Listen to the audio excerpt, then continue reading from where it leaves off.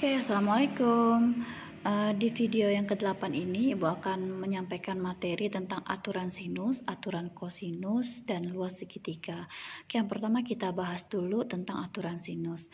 Aturan sinus itu bermula dari gambar sebuah segitiga. Di sini segitiganya segitiga sembarang, bukan siku-siku, bukan sama sisi, bukan juga sama kaki. Jadi segitiganya Ibu kasih nama segitiga A, B, dan C. Perhatikan di titik-titik sudutnya itu pakai huruf besar. Nah, maka sisi di hadapan sudut A kita kasih nama sisi A kecil. Di depan sudut B kita kasih nama B kecil. Di depan sudut C kita kasih nama C kecil. Nah, dari gambar segitiga ini maka berlaku rumus atau aturan sinus. Ini dia aturannya ya. Jadi sisi A per sudut sin sudut A sama dengan sisi B per sin sudut B sama dengan sisi C per sin sudut C. Nah, untuk menggunakan aturan sinus ini kemungkinan unsur-unsur yang diketahui itu ada 3. Yang pertama yang diketahui itu sisi sudut-sudut, yang ini sudut sisi sudut. Kemudian yang ketiga itu yang diketahui itu sisi sisi sudut. Jadi jika kemungkinan ketiga ini diketahui unsur-unsurnya, maka kita bisa menggunakan aturan sinus. Oke, lebih jelasnya kita ke contoh soal ya. Perhatikan. Ini di LKS kalian ada ya. Nah, di sini misalnya ada sebuah segitiga ABC. Perhatikan, segitiganya tidak harus ABC, bisa juga dinamai dengan PQR, KLM, dan seterusnya ya. Tinggal menyesuaikan. Kemudian dari gambar segitiga diketahui besar sudut B-nya 45 derajat, kemudian besar sudut C-nya 105 derajat, kemudian panjang sisi A-nya itu 36 cm mungkin satuannya ya. Yang ditanyakan adalah tentukan panjang sisi AC. Panjang sisi AC berarti sama juga dengan panjang sisi B ya. Oke. Kita perhatikan berdasarkan gambar kita ini diketahui sudut sisi sudut ya. Sudut sisi sudut. Nih dia. Sudut sisi sudut. Nah, kalau yang diketahui sudut sisi sudut, maka kemungkinan kita bisa menggunakan aturan sinus dalam penyelesaiannya. Nah, kalau kita perhatikan ini bisa kita gunakan. Oh ya, tadi aturan sinus ini enggak dipakai ke semuanya, Nak. Dia harus 2 saja. Bisa AB, bisa AC, bisa BC, tergantung apa yang diketahui dan apa yang ditanyakan. Oke, sekarang kita lihat ini. Yang ditanyakan panjang AC, berarti panjang B kan, Nak? Nah, kita bisa menggunakan rumus B per sin B. Kemudian satu lagi berarti kita gunakan apa? Kalau C per sin C, perhatikan C per sin C. C-nya sendiri diketahui tidak panjangnya? Tidak kan?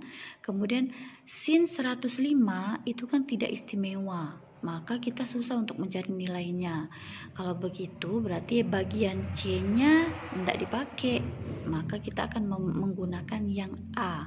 Perhatikan, berarti kita menggunakan B per sin B sama dengan A per sin A. Nah, masalahnya sudut A-nya kan di sini belum diketahui.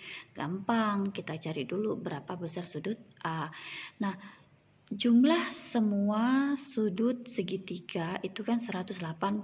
Nah, jika sudut B 45, sudut C 105, maka sudut A bisa kita cari. Jadi sudut A sama dengan 180 dikurang 105 dikurang 45 derajat. Maka sisanya 30. Berarti besar sudut A-nya adalah 30. Nah, maka dari ketiga rumus ini yang kita pakai, kita potong itu A dan B saja. C-nya tidak usah kita pakai. Kenapa? Karena C ini kedua unsurnya tidak diketahui. Panjang C tidak ada, sin sudut C juga tidak ada. Jadi ini kita tidak pakai. Kita gunakan yang A dan B saja. Ya, oke. Kita masukkan yang sudah diketahui. A per sin A sama dengan B per sin B. Berarti A-nya berapa? Tadi 36. Masukkan 36 per sin A. A-nya kan tadi udah kita cari sudutnya 30. Berarti sin 30. Sama dengan B. B ini kan yang ditanyakan. AC tadi. B kan belum diketahui. Berarti B per sin B. Sin B. Sin B-nya 45 derajat. Berarti sin 45 derajat. Nah, perhatikan. 30 istimewa, 45 istimewa. Jadi bisa kita cari nilainya. Tinggal kita masukkan ya nilainya. Berarti 36 per sin 30. Ingat-ingat di tabel. Sin 30 itu setengah sama dengan B per sin 45 itu setengah akar 2. Oke, perhatikan ya. Ini yang di bawahnya kan pecahan. Maka yang di atasnya kita jadikan pecahan juga. Berarti 36 itu artinya 36 per 1 per 1 per 2. Kemudian sama dengan yang ini juga pecahan kan, maka yang di atas juga kita jadikan pecahan biar gampang. B per 1 sama dengan ini, kalau kita ubah jadi pecahan biasa kan berarti 1 dikali akar 2 per 2. Nah ini dia. Oke, pembagian pecahan bisa kita ubah menjadi perkalian. Oke, 36 per 1. Nah pembagiannya kita ubah jadi perkalian dikali, nah ininya dibalik 1 per 2 jadi 2 per 1 sama dengan sama ini juga B per 1 pembagian berubah menjadi perkalian, yang ini kita balik akar 2 per 2 menjadi 2 per akar 2. Oke, kalau sudah perkalian maka atas kali atas, bawah kali bawah. 36 kali 2 72, 1 kali 1 1 sama dengan B kali 2 2B per 1 kali akar 2 sama dengan akar 2. Kita kali silang.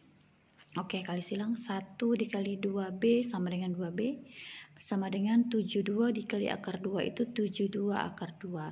Yang mau kita carikan B.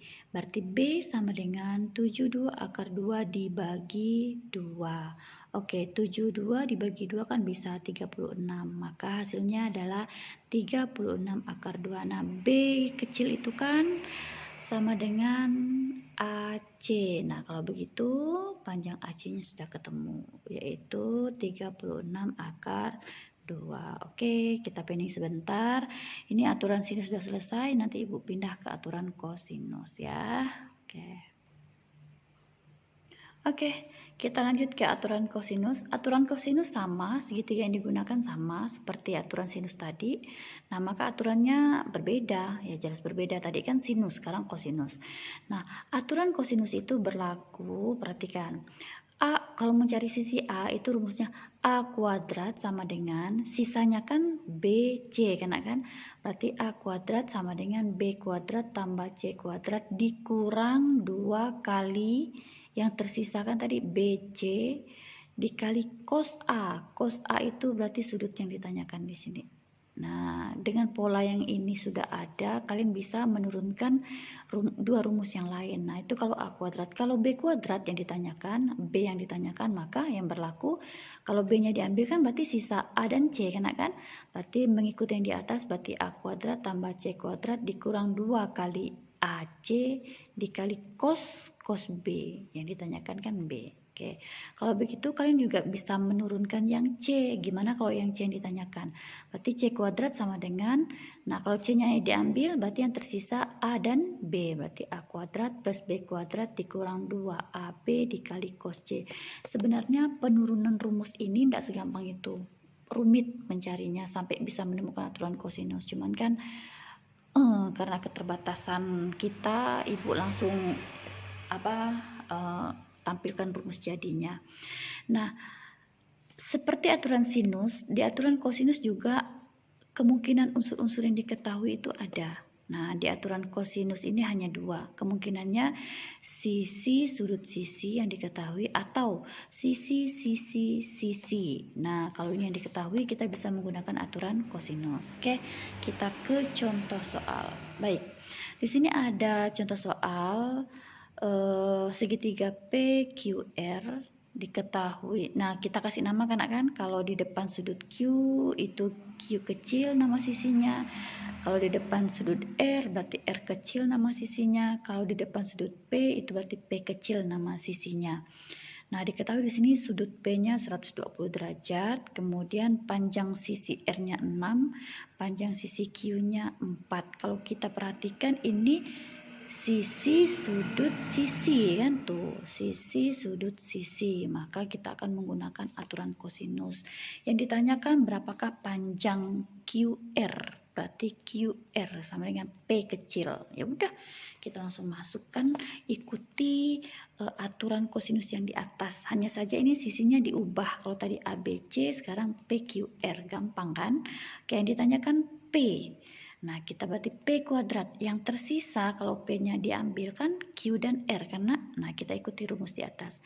Berarti P kuadrat sama dengan Q kuadrat ditambah R kuadrat dikurang 2 kali Q kali R dikali cos P. Oke, kita masukkan yang diketahui. Berarti P kuadrat sama dengan Q-nya kan 4. Oke, berarti 4 kuadrat ditambah R-nya kan 6. Berarti 6 kuadrat. Dikurang 2 kali Q kali R. Berarti 2 kali 4 kali 6. Dikali cos P sudutnya itu 120 derajat. Oke, kita akan mencari dulu berapa cos 120 derajat. Di sini Ibu tuliskan catatan. Kita cari cos 120 derajat. Masih ingat yang pembelajaran yang terdahulu tuh yang di sini. Ya. Yang pertama-tama cos 120. 120 itu terletak di kuadran berapa? Kan di sini antara 90 dan 180, berarti kuadran 2. Kalau kuadran 2, rumus apa yang dipakai? Ingat-ingat lagi. Rumus yang digunakan adalah 180 min, ya, 180 min. Kemudian diketahui juga di kuadran 2 cos itu bernilai negatif. Masih ingat? Kalau kuadran 1 semua positif, kuadran 2 itu yang positif sin dan kosekan, kuadran 3 yang positif itu tangen dan kotangen, kuadran 4 itu yang positif cos dan sekan. Nah, di kuadran 2 cos berarti bernilai negatif. Oke, kita simpan dulu. Dia bernilai negatif. Kita cari nilainya dulu ya. Jadi cos 120 itu sama dengan, kita akan menggunakan rumus 180 min. Berarti sama dengan cos 180 dikurang berapa hasilnya 120. Kan dikurang 60. Maka rumusnya menjadi cos 60. Cos 60 ini tabelnya sudah kita ketahui, sudutnya istimewa, kurang dari 90 kita harus sudah hafal. Cos 60 itu adalah setengah. Nah, karena cos bernilai negatif, maka hasilnya adalah min setengah. Oke, kita masukkan ke rumus tadi. Berarti 4 kuadrat 16, 6 kuadrat 36, 2 kali 4 kali 6 itu 48, cos 120 itu adalah min setengah. Nah, kita cari tadi. Ya udah, tinggal kita hitung perkalian dulu ya. Berarti 16 tambah 36, 48. Ini dulu min ketemu min kan jadi plus, 48 dibagi 2 itu 24. Oke, tambahkan semua sama dengan 76. Itu kan P. Yang ditanyakan kan P, itu kan P kuadrat. Yang ditanyakan kan hanya P saja. QR itu kan adalah P. Berarti P saja akar dari 76. Kita cari akar 76 itu berapa? 76 itu adalah 4 kali 19. 4 itu kan bisa dikeluarkan akarnya 2, 19 tidak punya akar, jadi hasilnya P sama dengan 2 akar 19. Oke, itu contoh penggunaan aturan kosinus ya. Oke, nanti tinggal yang terakhir itu tentang luas segitiga. Oke, kita pending sebentar ya. Ya, baik.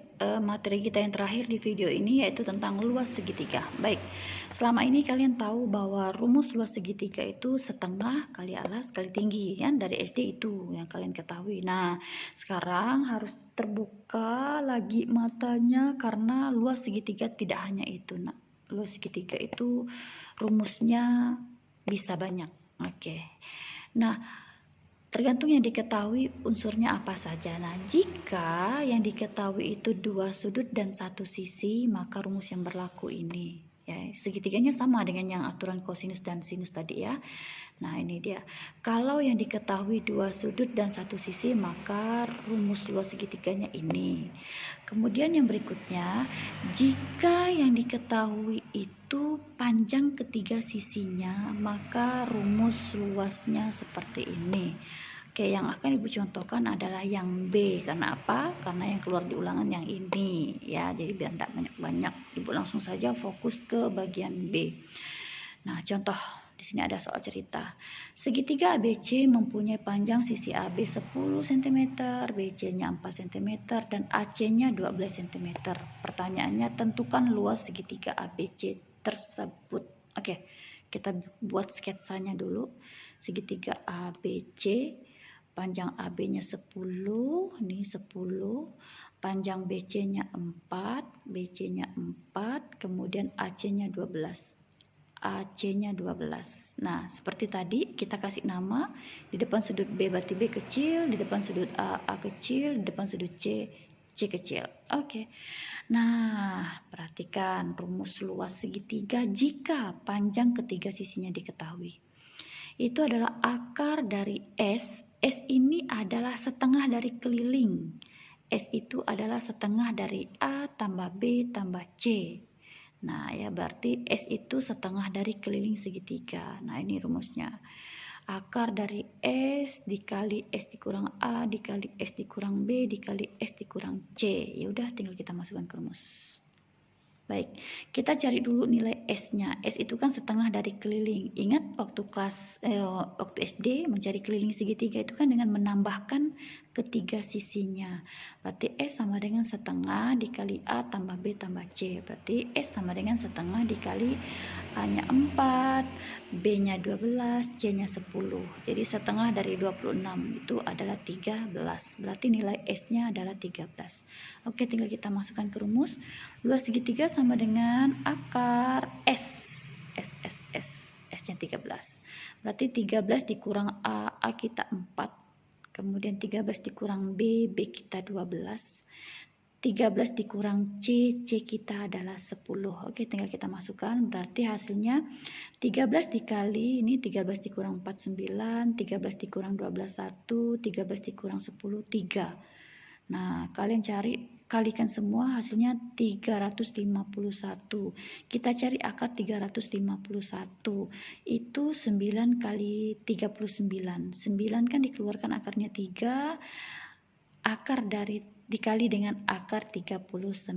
Nah, bisa pakai cara ini atau pakai cara yang kedua. Kalau kalian kalikan ini semua, kan kalian repot di sini mencari 351 itu berapa kali berapa, kan repot. Nah, jadi untuk lebih gampangnya caranya lihat ini. 13 kali 9 kali 1 kali 3. Perhatikan 9 ini kan ada akar, maka 9 tidak usah kalian kalikan lagi. Karena 9 kan punya akar, nanti bisa dikeluarkan akarnya. Berarti 9 dikali tinggal 13 kali 1 kali 3, yaitu 39.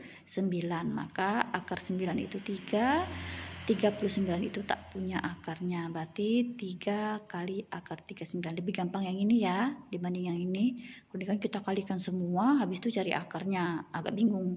Nah, kalau ini kita lihat, oh 9 kan ada akarnya. 3 akarnya, berarti dia tidak usah dikalikan ya, biarkan dia sendiri, sisanya saja dikalikan sehingga akarnya udah langsung bisa dikeluarkan. Oke.